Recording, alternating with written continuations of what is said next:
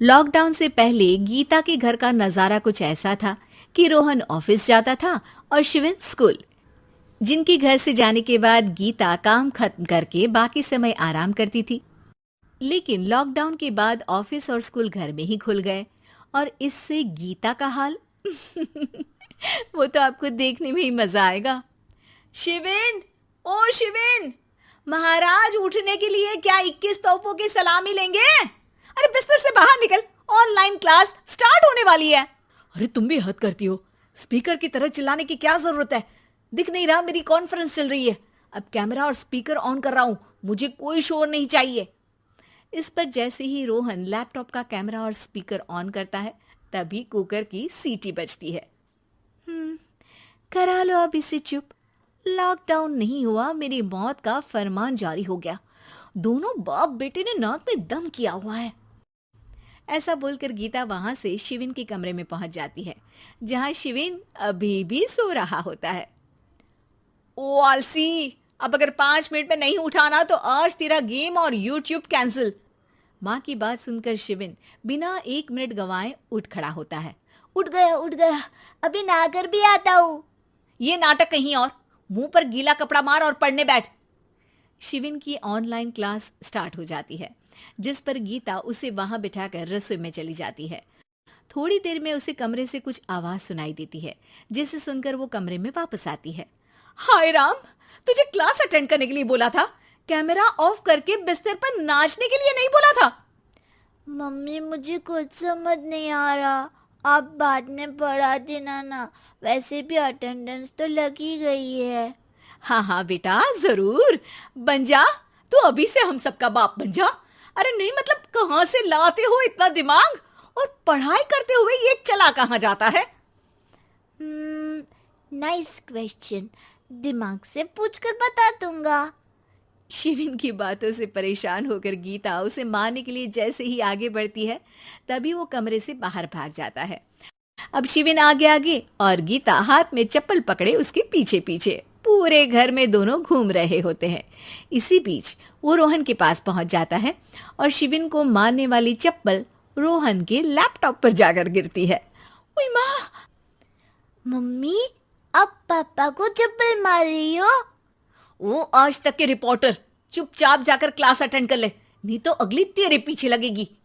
इस पर शिविन वहां से चला जाता है, जिसके बाद रोहन गीता से कहता है, इस सर्कस के लिए कुछ बोलना चाहोगी? अरे क्या करूं, जब से तुम दोनों घर में रहने लगे हो, घर अपने आप ही सर्कस बन गया है और मैं तुम्हारी नौकर। कभी बेटी को संभालो तो कभी बाप के नखरे उठाओ। इन्हीं सब उथल पुथल में दिन बीतते रहते हैं, जिसमें हर रोज घर के अंदर कुछ नया सियप्पा खड़ा मिलता है, जो ज्यादातर शिविन और रोहन के ऑनलाइन स्कूल और ऑफिस से रिलेटेड ही होता है। एक सुबह, शिविन चल उठ, आज की क्लास जल्दी है। कैमरा ऑफ करके आप अटेंड कर लो। अरे ऐसे छित्तर पड़ेंगे, दादी नानी सब एक साथ याद आ जाएंगी। गीता की लाख मशक्कतों के बाद क्लास तो खत्म हो जाती है, लेकिन उसके बाद शिविन फोन इस्तेमाल करते हुए इंस्टाग्राम रील बनाने लगता है। रसोड़े में कौन था? तुम थी, मैं थी, कौन था? कौन था? हाँ, मैं गरीब हूँ। अरे ओ गरीब के बेटे, आजा, मैं बनाती हूँ तुझे गरीब। मैं बताती हूँ रसोड़े में कौन था। पढ़ाई करने बोलो तो इनकी माँ मर जाती है, और ये पागलपंतियां जितनी मर्जी करा लो। गीता शिविन को डांट रही होती है, तभी रोहन बीच में बोल पड़ता है। अरे बच्चा ही तो है, इतना गुस्सा क्यों कर रही हो? बेटे का साथ देने की इसी एक कोशिश में अब शिविन के साथ साथ रोहन भी गीता के गुस्से की सूली पर चढ़ जाता है। अगर बेटे पर इतना ही प्यार आ रहा है तो इसे क्लास अटेंड क्यों नहीं कराते, इसका होमवर्क क्यों नहीं कराते? उस समय तो बहुत जल्दी मीटिंग आ जाती है, वो काम मैं करूं और यहाँ इस बेफिजुली की चीज में तरफदारी करके बन जाओ महान। हे भगवान, कोई तो इनके ऑफिस और स्कूल खुलवाओ, मैं इन्हें और घर में नहीं सह सकती। अरे कुछ और मांग लेती, क्योंकि तुम्हारी ये विश इस साल तो पूरी होने से रही, कोरोना। हाय नास बेटे ने जिंदगी ही बर्बाद कर दी। खाए कोई पचाए कोई, कल मुझे चुन चुन कर सबको मेरी बद्दुआ लगेगी। उन्होंने दुनिया का और इन बाप बेटे दोनों ने मेरा जीना मुश्किल कर दिया। गीता वहां से चली जाती है, जिसके बाद रोहन शिविन से कहता है, अरे तुम्हारी मम्मी इतनी भड़की हुई क्यों है? आपकी वजह से पूरा समय घर में रहते हो और उस पर कोई काम कराने की जगह बस ऑर्डर देते रहते हो। अच्छा बेटे, सारा इल्जाम मुझ पर? पूरा दिन तो वो तुम पर ही चिल्लाती है।